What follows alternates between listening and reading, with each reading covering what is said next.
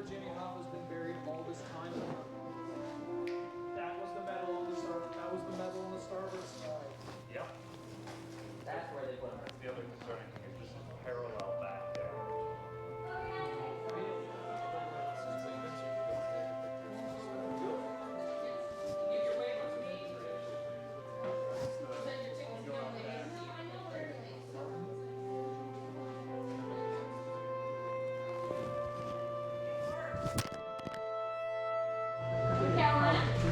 Alabama, Carolina, Massachusetts, Carolina. Pat, we've got a nice representation. We don't seem to be seeing any Wisconsin visits. I've seen Wisconsin's bell. Okay, that's Wisconsin nice. State's got. So just watch yourself as you walk around. There's plenty of stuff to trip on. The mud is deeper than you think it is. Please take pictures, but try not to take pictures while walking backwards. That's how you run into stuff, and your buddies will laugh hysterically as you lay on the ground covered in mud, and then you have to do paperwork with me while your friends are still laughing at you. We don't want to do that today. The West Coast. 2 Western Pacific cruises. I've been a tour guide here on the Battleship for about 1.5 years now. This is my second museum ship. I was a tour guide out on the USS Hornet out in California for 3.5 years. So it's a lot of fun. What we're going to do is we're going to go down the end of the dry dock. We'll talk about some of the history of the shipyard, and then we'll go down in the pit and we'll see the belly of the beast. So we ready to go? History of the Navy here in the Philadelphia area. The first Navy yard located in Philadelphia was located up at the end of Federal Street near Central Philly. If you follow Federal Street down towards the river, you'll run into Washington Park. If you look at Washington Park on Google Earth, you'll notice there's a couple of large indentations that look like they might have been piers or maybe a rudimentary dry dock. That was from 1799. That was when the Navy first established their presence here in the Philadelphia area. At the time, the seat of the government was in Philadelphia, so naturally their Navy Yard is in Philadelphia. In the early 1800s, ironclad ships started to become the way to build your naval vessels. So they needed someplace better to do it. That yard there at Federal Street was inadequate. League Island was available down here. This is roughly 700 acres of former Navy shipyard. Currently it's operated and owned by different companies, but this was established in 1856.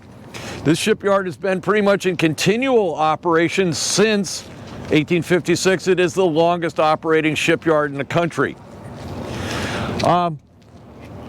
The shipyard, or the dry dock we're going to be going down into, is 1,011 feet long. I think it's about 150 feet wide. You could put a Essex-class World War II aircraft carrier in here. They are 997 feet long. And that was before they put the angle deck modification on. Once they put the angle deck on, it wouldn't fit in here anymore. But that's a pretty good sized ship to get in here. Little bit of background about where our battleship was built. On the other side of the Rhodes building behind us, there are 2 rather odd looking buildings back there. They have really nice tall fronts, but they get really skinny as they get close to the river. Those were the 2 slipways that the battleships were built on. The one closest to us is the one that the New Jersey was built on. The next one over, they were also building the Wisconsin. That's why we consider her a sister ship. At the time when New Jersey was being built, it was the heaviest ship they had ever tried to launch off of a slipway. So they weren't quite sure if it was going to slide down the ways. So to make sure that she launched, they left a lot of the superstructure unfinished. They trimmed about 10,000 tons worth of weight off of the finished ship to make sure she slid down the ways. To also ensure that she would slide down the ways when they broke that expensive bottle of New Jersey wine across the bow, they greased the ways with 53,000 pounds of lard. That's enough lard to make a cookie for every soldier that served in World War II in both the European and the Pacific theater. So that's a lot of cookies. So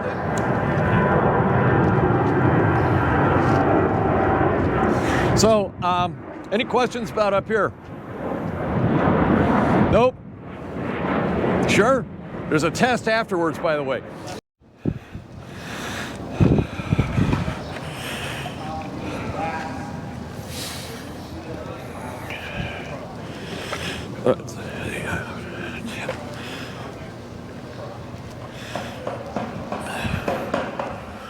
Brandon, you my Rear Admiral? Okay, so this gentleman here can be retired from Rear Admiral. Thank you for your service. Our battleship has some rather graceful lines here at the stern of the ship, which is really great. Looks good in the water, has great support. But when you go to bring this battleship into dry dock, the Navy was thinking, you know, we got an awful lot of weight here in the back of the ship. Inside our steering gear up here where the steering controls are, it's inside of a 6-inch armored box. So it's a little on the heavy side. A little bit forward of about 150, 200 feet is turret number 3, 2,200 tons of steel in there. So you got a lot of weight here in the back of the ship. The Navy was concerned that in dry dock, the back of the ship might break the keel. So to alleviate that, they designed in these docking keels. They look like skegs coming down with the center propeller, inboard propellers on it. The sole purpose of those docking keels is to support the back of the ship when she's in dry dock. Now the other added benefit of that is when water is flowing through what we're calling the Holland Tunnel, since it is New Jersey, you get a nice Venturi effect of the water flow through there, so you actually gain a little acceleration. So we think that it probably happens during the tow out here. Just now? Just recently? No, not recently, but when she was brought out from Bremerton in 2000 or 1999. So the question was about our anodes. Here's an example of our new anodes and cathodic protection system that we're putting on. The ship is a giant battery. You have a lot of electrical signals inside the ship. Just like your home has a grounded power outlet, all the electrical equipment in the ship has to be grounded to the hull. Well, good electrons are always seeking a lower potential, or also known as ground. So our battleship has 160 through hulls. Now, what are through hulls for? One of the main reasons we have the through hulls is our main condensers on each of our steam turbines for propulsion has a condenser underneath it which condenses the exhaust steam back to water so it can go back through the boilers again. So we're using salt water to cool that exhaust steam. So you got to have an opening to bring cool water in. Well, we got to have an opening to dump the hot water back out.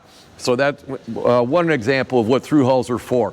Through hulls are also used to bring water on for our chill water plant. So if we want to have refrigeration for our refrigerators, which is a good thing because our crew likes to eat good food. We also have chill water for air conditioning for those spaces that are fortunate enough to have the air conditioning. Cooling water for your emergency diesel generators, bilge pump discharges, all kinds of things that you need to have on board and overboards for. So when the Navy lays these ships up, well, normally these openings have a grating over them to try and minimize the amount of marine life that's going on board. When the Navy lays these ships up into mothballs, they weld these cover plates over the through hulls.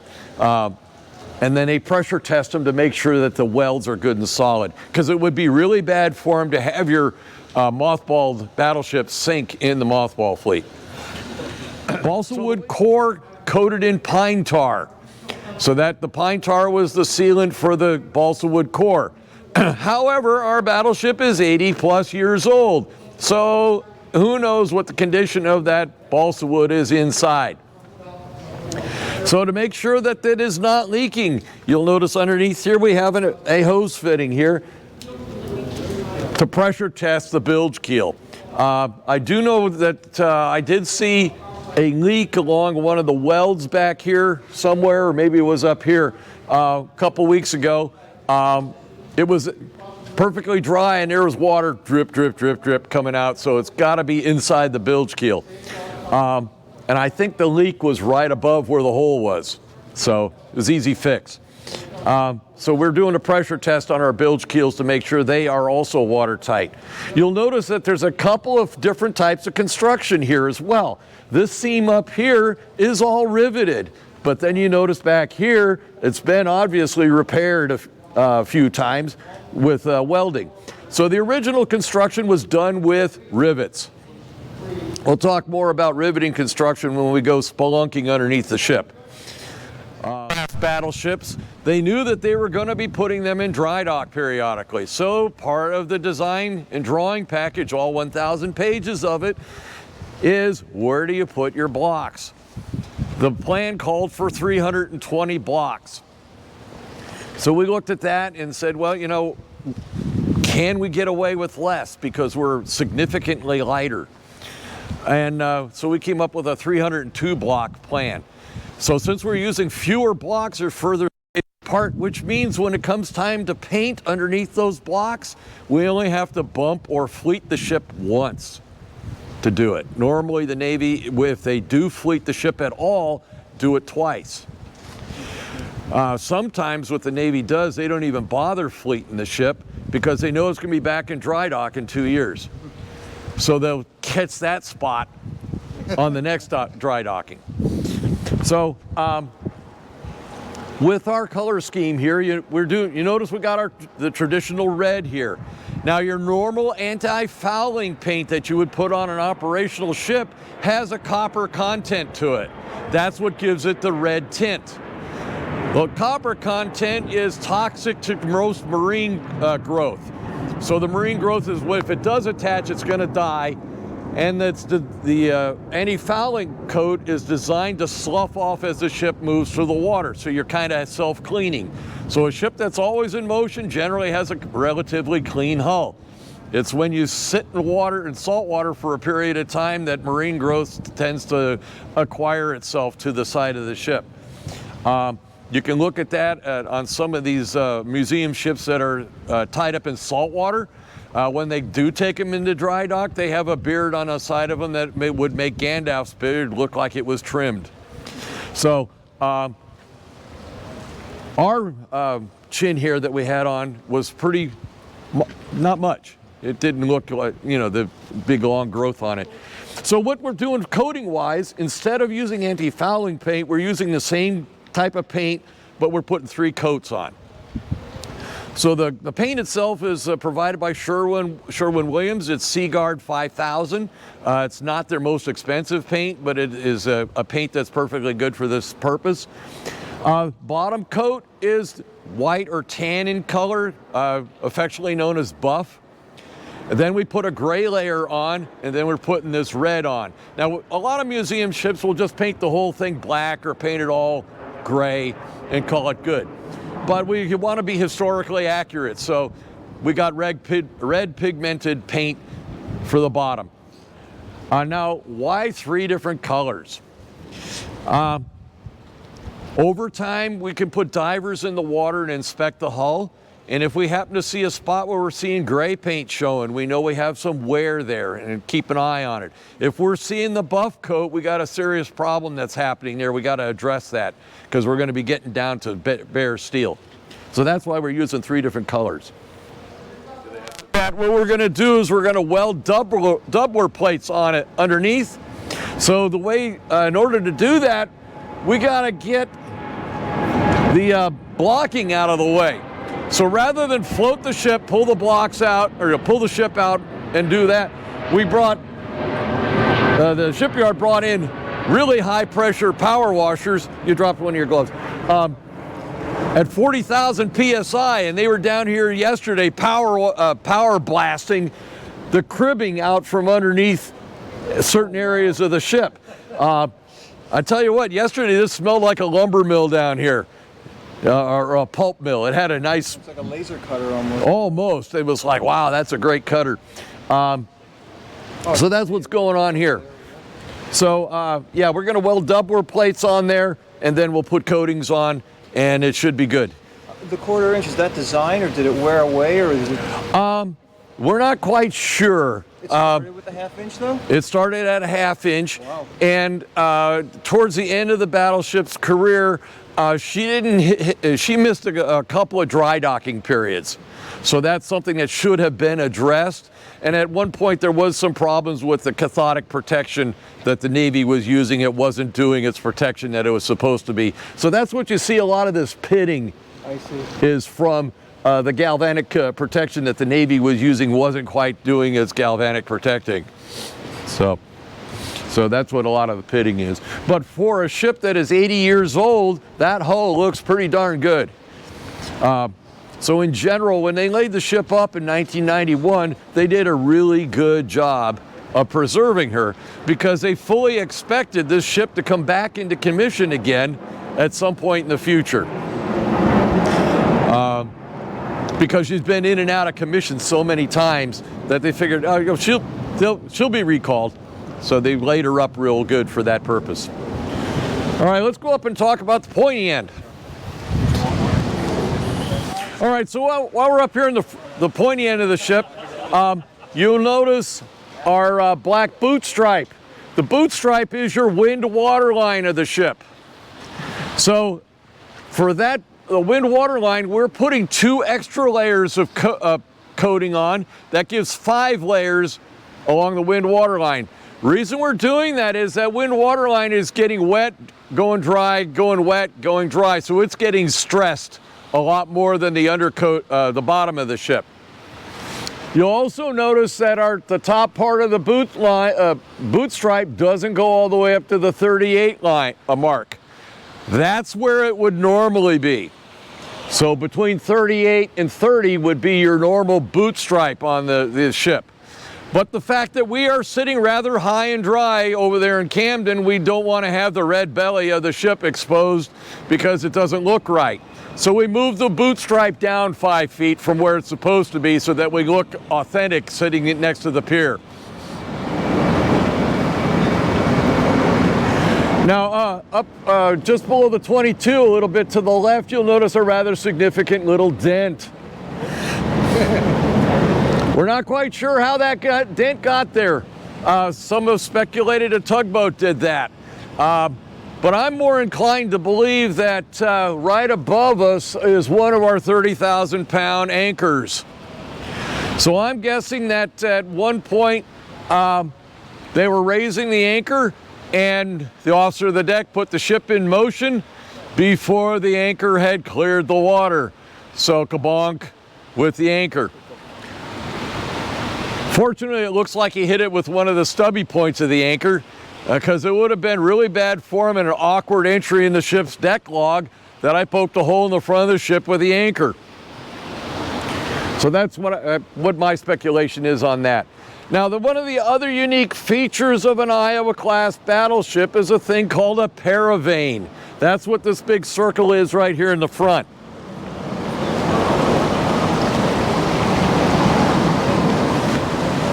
There used to be an attachment made out of cast steel up here. It stuck out about this far, and it had a big ring in it, and it had cables that ran up to the main deck. So you could drop paravanes into the water. A paravane is on a cable, and it's kind of like a winged torpedo that you could tow along about a couple hundred feet off to either side of the ship. The idea behind that is it would go underwater, and if there was a submerged mine, it would grab a hold of the mine, drag the mine out to the end of the paravane, and cut the cable. And then the mine would bob to the surface, and our Marines could have something to shoot at. So that was an attachment that was put in initially when the ship was built. 1987 brought the battleship into dry dock, and they happened to notice a lot of galvanic corrosion between the cast steel and the special treatment steel of the hull. So you had a lot of electrolysis failure going on here. Navy said, you know, this is a rather large trim tank up here, the peak tank. We don't want that to fail. So they says, well, maybe we won't use the battleship for a minesweeper. So they cut it off the Battleship New Jersey, welded this back up again. They had intentions of doing that on the other 3 Iowas. But about 1988, we got involved in the Persian Gulf tanker wars. So we're sending these battleships in through the Strait of Hormuz, which was heavily sea mined. So the Navy said, hold on, maybe we should keep those. So from what we understand, they told the captains, we want to put your paravane systems back on, and the captain said, no, we're not doing that. You can't do that. No, not with a battleship. What are you thinking? Use a smaller ship. Let them do the mine sweeping. We'll come along behind. So the other Iowas still have their warts on their nose, because that's what, in my opinion, that's what it looks like, a wart on the nose of your ship. This is much more graceful. Here's the other cool thing about having your fuel tank between your armor and the outside world. With bunker C fuel oil, with it having the consistency of molasses, it's like having a giant rubber band belt around the ship before you even get to the armor. So you have to heat that up to 150 degrees to get it to burn. So, all right, so how are we keeping the Delaware on that side of the wall? This is what's called a caisson. It's actually a barge, and it's has an angle on either end. It's also angling this way, and it fits into a keyway here on the end of the dry dock. So when you want to set up your dry dock, you will tow the caisson into place, and you will flood the caisson so it sinks to the bottom. It drops about 10 feet, and then that engages the keyway on either side, and there's a wood gasket providing the seal. I think it would be a lot of fun to light the ship off coming out of dry dock and actually drive it out rather than tow it out. But all we need is a set of boiler tubes and turbine blades. We can make this happen. yeah. Well, I was just thinking if it was Captain Kirk of the Enterprise, he'd go, Scotty, give me warp speed. And he'd fly out. Of course, then he would probably run into New Jersey again. So a little bit about our neighbors. Over in the back, there's a nice big flat-topped ship back there. That is the former USS John F. Kennedy. That is the last has been sold to the Brownsville scrappers. They're just waiting for a place to put her down there to start taking her apart. All the steel from her will go back into new Navy construction.